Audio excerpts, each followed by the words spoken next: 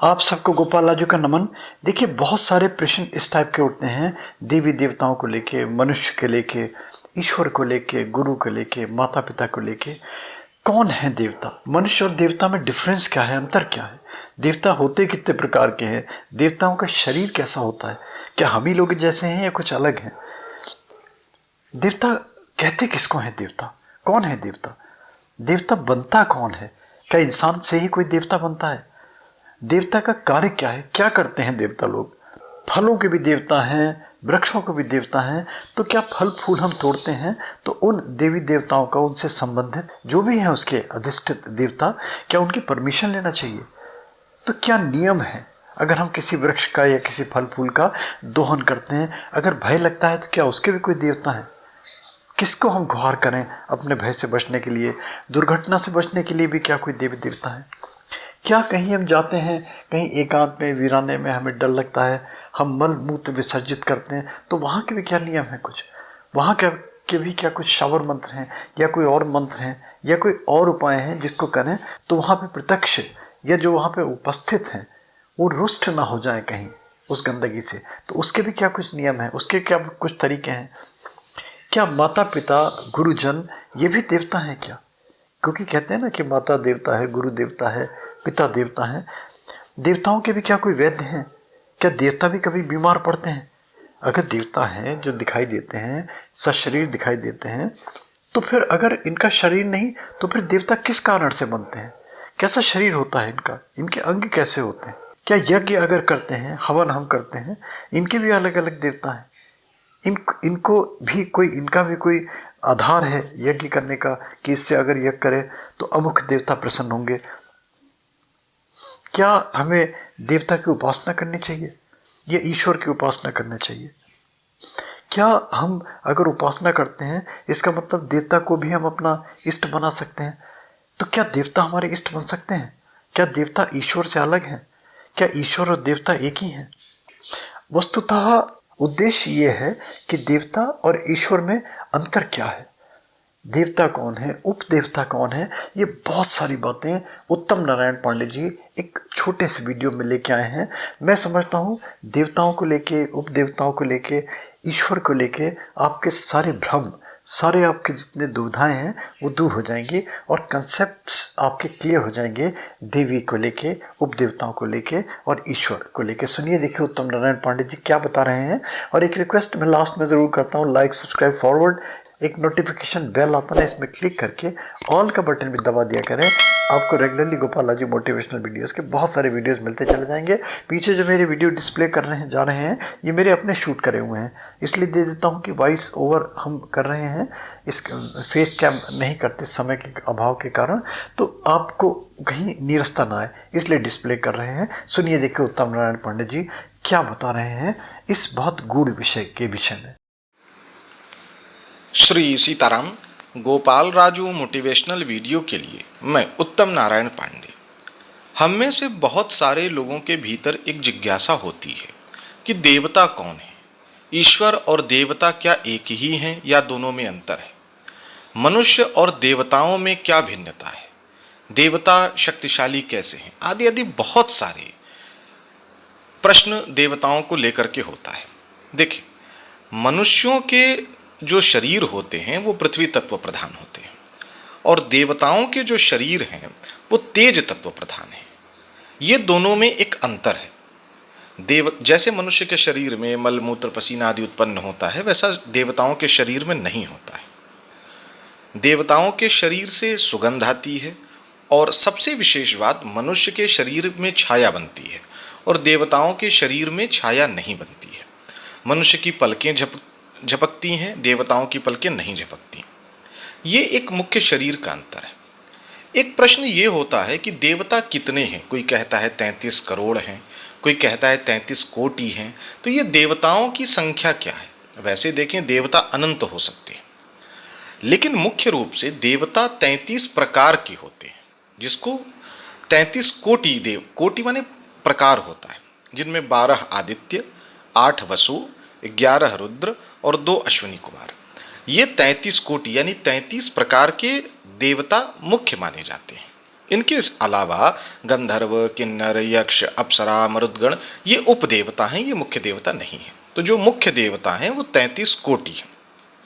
इनमें भी देवता मुख्य रूप से 3 प्रकार के होते हैं। एक आजान देवता, दूसरे मर्त्य देवता और तीसरे अधिष्ठात्री देवता। आजान देवता वो देवता होते हैं जो सृष्टि के प्रारंभ में ही ब्रह्मा जी द्वारा रच दिए जाते हैं और महाप्रलय तक वो सृष्टि में बने रहते हैं। जैसे कि अग्नि, सूर्य, वायु, ये एक कल्प पर्यंत सृष्टि के प्रारंभ से सृष्टि के अंत तक रहते हैं। दूसरे जो देवता होते हैं वो मर्त्य देवता होते हैं, यानी वो मनुष्य जो पृथ्वी लोक पे बहुत अधिक पुण्य कर लेता है लेकिन मुक्ति नहीं होती, स्वर्ग में जाके वो देवता का स्वरूप लेकर के वहाँ रहता है और जब तक उसका पुण्य रहता है तब तक वो वहाँ भोगता है देवताओं के शरीर में, और पुण्य क्षीण हो जाने के बाद पुनः पृथ्वी पे आ जाता है। ये दूसरे प्रकार के देवता हैं। और तीसरे देवता होते हैं अधिष्ठात्री देवता।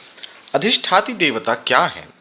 पृथ्वी पे जितनी भी वस्तु है सबका कोई ना कोई मालिक होता है, यानी उसके अधिकार में वो वस्तु होती है, उसे ही अधिष्ठात्र देवता कहते हैं। जैसे कि नक्षत्र, तिथि, महीना, वर्ष, योग, चंद्रमा, सूर्य, पृथ्वी, सरोवर, पेड़ पौधा, मकान, खेत, सबका अपना अपना एक देवता है।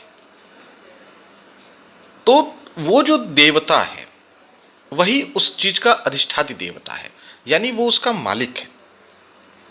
अब सवाल ये है कि अधिष्ठाती देवता बनाता कौन है?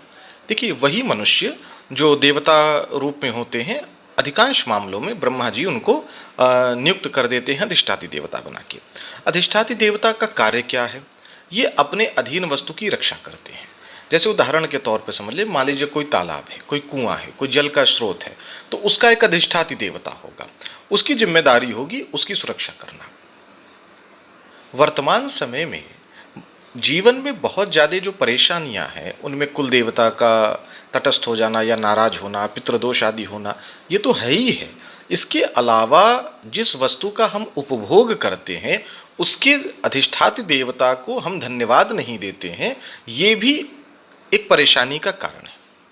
एक उदाहरण, मान लीजिए आप किसी फल से कोई फूल ले रहे हैं, कोई फल ले रहे हैं, तो एक क्षण के लिए ही आप उस वृक्ष को प्रणाम कर लें या कह दें इस वृक्ष के जो भी अधिष्ठात्र देवता हैं उनको मेरा प्रणाम है, उनकी आज्ञा चाहिए, इससे मैं ये फल लूँगा, तो आपको इस प्रकार का कोई दोष नहीं लगेगा।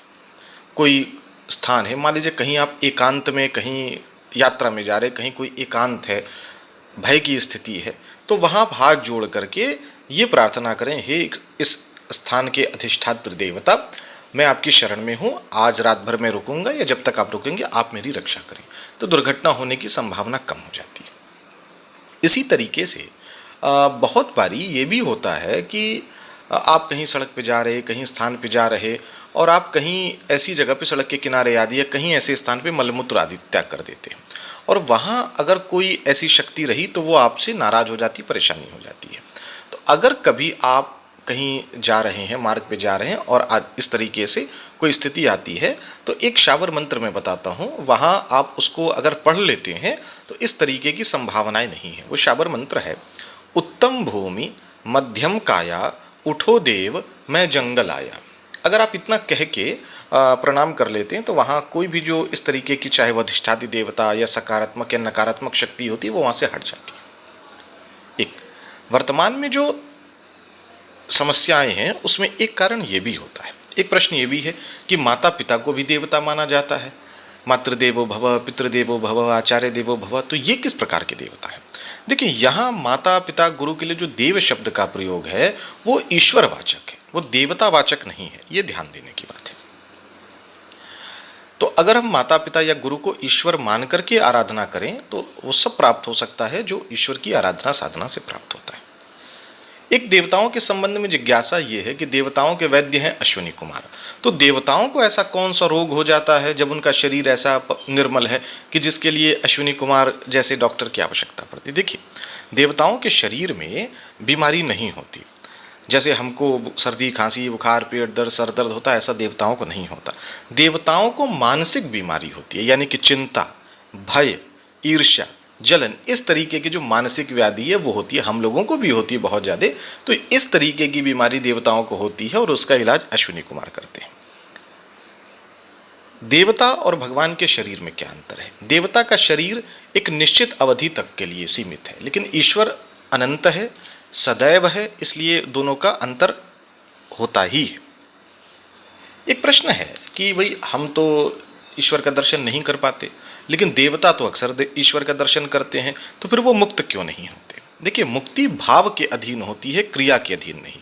और देवता का जो शरीर है वो जिम्मेदारी का निर्वहन करने के लिए, या अगर मर्त्य देवता है तो भोग भोगने के लिए प्राप्त हुआ है। इसलिए भोग परायणता के कारण उनमें मुक्ति की इच्छा नहीं होती, इसीलिए देवता मुक्ति छोड़ करके कोई भी वरदान देने में सक्षम होते हैं। कोई भी देवता अगर आपसे प्रसन्न भी हो जाए तो आपको मुक्ति का वरदान नहीं दे सकता। तो ये मुख्य मुख्य चर्चाएं देवता से संबंधित हैं। एक चीज और है, एक मान्यता है कि यज्ञ करने से देवता को बल प्राप्त होता है और यज्ञ नहीं करने से वो कमजोर हो जाते हैं। इसका मतलब क्या है? ये बिल्कुल वैसा ही समझिए कि जैसे अगर आपको भोजन पानी न मिले तो आप कमजोर हो जाएंगे। लेकिन इनमें यहाँ एक बात समझने की है, जो आजान देवता है, जिनको मैंने कहा कि सृष्टि के प्रारंभ से सृष्टि के अंत तक वाली, अगर यज्ञ का भोग उनको न भी प्राप्त हो तो उनकी क्षमता थोड़ी बहुत कम हो सकती है, लेकिन खत्म नहीं हो जाती। यज्ञ के न होने से या यज्ञ में भोग न मिलने से जो मर्त्य देवता हैं उनकी शक्ति बहुत तीव्रता से घटती है। क्या देवता की उपासना करनी चाहिए? देवता को ईश्वर का रूप मानकर या आदर सत्कार तो आप कर लें, लेकिन देवता को इष्ट मान करके पूजा करने का विधान बहुत प्रशस्त नहीं माना गया है। इष्ट ईश्वर ही माना जाता है। सकाम कामनाओं की पूर्ति के लिए देवता की आराधना कितनी उचित है? मरता क्या नहीं करता? अगर आपकी इच्छा पूर्ति हो रही तो करने में कोई दोष नहीं है। तो ये कुछ मुख्य मुख्य चर्चाएं हैं देवता से संबंधित। आशा है आपको पसंद आएगी। अगर पसंद आए तो कमेंट में ज़रूर बताएं। सीताराम।